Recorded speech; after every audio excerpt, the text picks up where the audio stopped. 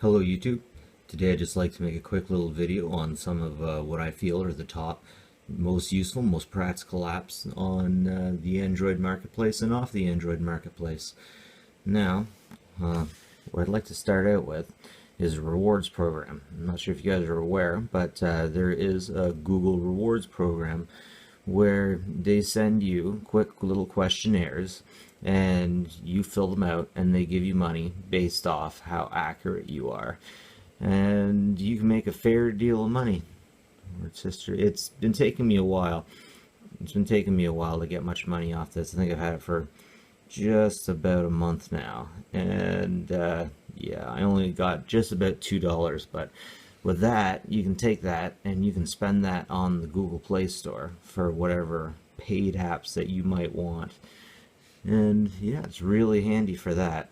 Definitely handy. That's the Google Rewards. And next one I'd like to move on to the all-in-one toolbox. This thing makes old Androids run really nicely. And even if you don't got an old Android, sometimes you just need to clear some information. So we have three options. We can clean, boost, or go to the toolbox. I don't usually use toolbox too much. Now, clean is a good way to clean out leftover files you might not need that are left around on your unit. I'll scan for what you got, and then it'll let you know what you can get rid of. I don't use those APKs. Those are APKs to cheap smartwatches I got. Oh yeah, there's an advanced option too. I forgot about that. Nope, that's not now, thank you. Okay, so with the boost, it sees what's open, and it kills it. It closes it. Well, whatever you want closed, of course. Might seem really obvious, but the Google Play Music is also an awesome app. Great place to buy more too. But if you like music, you'll love Videoter. Videoter. I got the beta version, and this is one that you can't find on the Android store. It works pretty simply. You search for what you want, and it goes into downloads. Once you download them, of course. Let's search for X. Go and give it to you. And then find one we like, and then we can either download the full video or just an MP3. And I like getting just the MP3s, loading them up and listening to them on the way home. Absolutely free. And with this app, Videoter, you can actually turn the screen off to your phone while you're listening to it.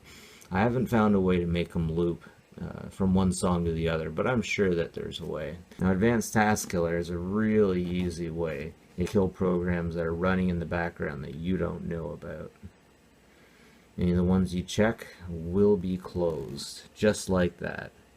A lot of people think that if you press this button, it'll show you everything that's open and then you can close it, but there will still be things open in the background, and that's why Task Killer is good to have. Oh yeah, a lot of these apps will start up themselves automatically really quickly. And a lot of these apps that you get, a lot of apps that you get will open themselves in the background and do things that you're not fully aware of and slow down your phone. So just a heads up.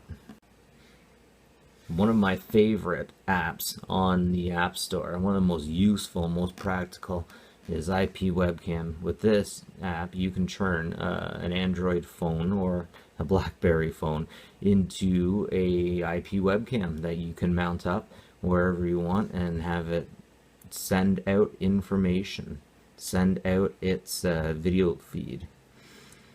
So ultimately, don't worry about that. And then the next step is you just have to connect to it. Now here, what we have to do is put in that HTTP number 192.168.0.20 semicolon 8080.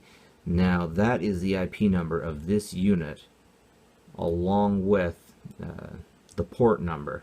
that the system will need to use. So make sure you get that 8080 in there. That's a port number. Let me show you what this looks like on a computer. So as you can see, once you type that address into your web browser, your cell phone has now become an IP webcam. And you don't just have to use a web browser to pick this up. There are multiple programs, multiple applications that you can use to pick this up. My fingers in there just so you can see live video, and the camera on this will be about as good as whatever the maximum settings are on the camera that you're using. So if you use an old Android, you're getting an old picture or an old a bad picture. But if you're using a really new one, oh man, it'll be really nice, really nice.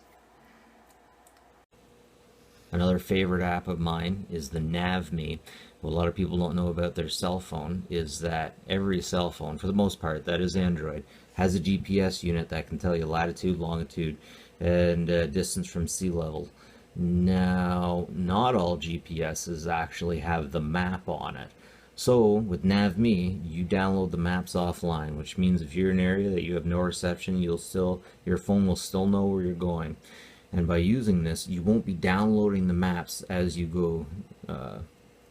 Most times Google Maps downloads information while you go, and if you don't have a lot of 3G data or wireless data, you could be in a lot of trouble. So again, free, offline, there is a bunch of maps and voices that you can get, but you have to, the only downside is that you have to deal with the advertisements. The older version, Nav Free, had no advertisements. It was also very nice. I'm a little more familiar with that one, but I have used this, and it's awesome, and it's great for the price. Another awesome app. Everyone needs a flashlight app. If you have a cell phone that has a flash, you need a flashlight app. So, just the name, Google Store, flashlight. It does what it's supposed to. It's a flashlight, but it's so easy. It's a widget, so you just have to press it right here, and your flashlight will turn on and off. Freaking awesome. Yep. And Skype. I don't know if you guys know what Skype is. Skype is a video calling device. You can call for absolutely free as long as you have Wi-Fi.